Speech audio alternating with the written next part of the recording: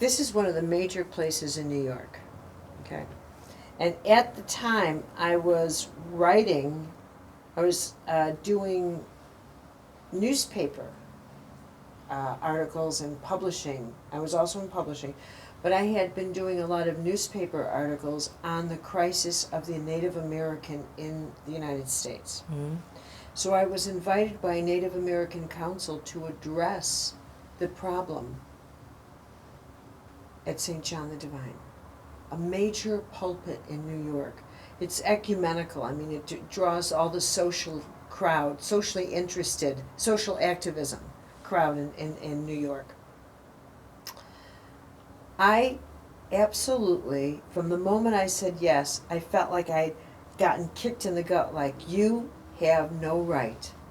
You have no right, you little fraud. You have not starved with these people. You have not walked in their shoes. You have not lived on their land. How dare you say yes? How dare you, little fraud? So in order to prepare for this, I started to read every book on Native American crisis, more than I had done in my articles.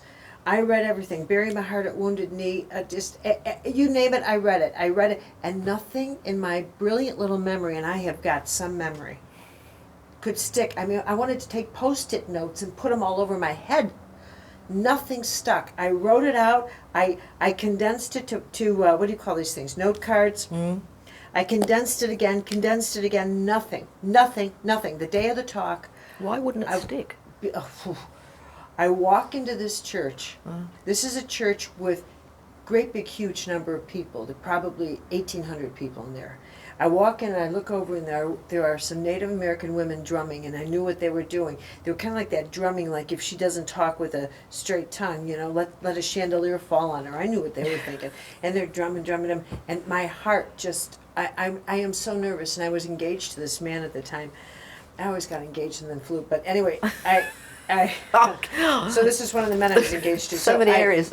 So I'm walking down, and then they introduced me, and I'm standing in front of this church, and I have and I'm shaking, and I am such a confident speaker. I just don't bat an eye in front of a crowd. My knees were shaking. I started to talk. I started to give this talk, and I look across the audience, and they're like this. Oh my God. And I finally stopped, and I looked and I said, I'm sorry. I'm sorry, I can't give this talk, I'm sorry. I turned around, walked right out of the church. And I looked at Ken, and I said, I will never again, ever speak about something that I have not myself Walk the path. walked the path. And I walked out. That was one of the most brutal 9 months of my life.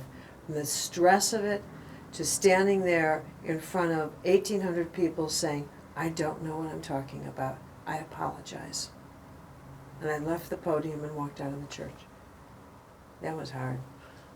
How did you forgive yourself to walk it, to remove the humiliation? How? I made a contract with myself and said never again. Okay. I didn't lie. I said, I don't know what I'm talking about, and I will never do that again, ever, and I never compromised. And you didn't, though, beat yourself up after that for feeling humiliated? You'd said what you said, and then it went? Yeah. Okay. And I knew, I'm the sort of person that when I make a decision,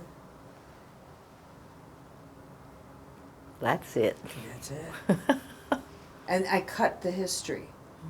As much of a historian as I am, I cut all strings on my own history. I don't carry it. I cut it. It's an event, it happened, I learned, it's over, it's dead.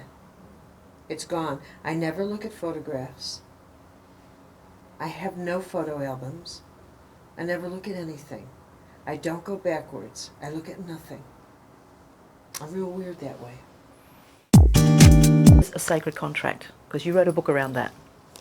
Sacred contract is an agreement, an assignment that you were given before you incarnated. And events of your life form around the completion of that assignment. Yeah. Okay. It's as simple as that. What was your sacred contract in coming back this time? I think, truly,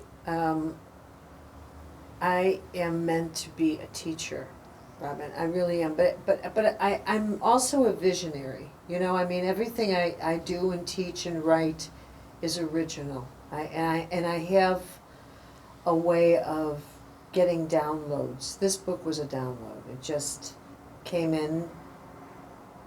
My work with Teresa just came right, like Sacred Contracts did, Mm-hmm. Anatomy of the Spirit did, Invisible Act didn't, and Why People Don't. But I just get, like a shaft of light comes in, and I see something, and I write it, pursue it. Well, you're saying That's that. my role. Okay, the download. Now, you've got a paragraph in here where you talk about that time where you're about ready to write the book, and you had that episode with the cake. Oh my God. Do you want to share that one? Because Sure, I just thought you that was really brilliant. like that, don't I you? do indeed, because it brings in the humanness of someone, doesn't it? Okay, so my history is I am a news addict. Yes. And I was watching the news every morning in my house, and I am not a fan of Bush. I am a serious not fan of Bush. Big, huge. And that particular morning, he did yet another stupid thing. And it so infuriated me that I had a coffee cake. And I took the coffee cake and I said, "How did you?" And I slammed it was in a box, and I slammed it out, and it just flew out of the box and shot across the kitchen and hit the wall. Well, didn't it hit your cousin first on the forehead? Well, first it hit the wall, and then it bounced and Oh. hit him on the face. Okay. And I stood there, and my cousin, who's used to my temper, Do you have a Look- temper? Oh, come on, give me a break. Yeah, sorry, go on. and so he looked at me and said, with this just deadpan face, "I'll clean it up." Just deadpan.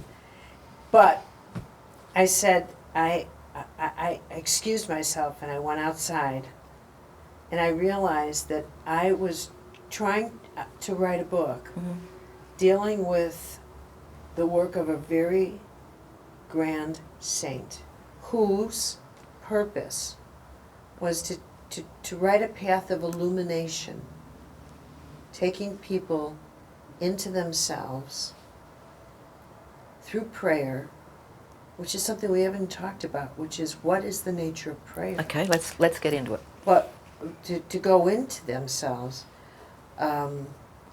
because through that they become so powerful, such powerful vessels of transformation for the world around them, they have no idea.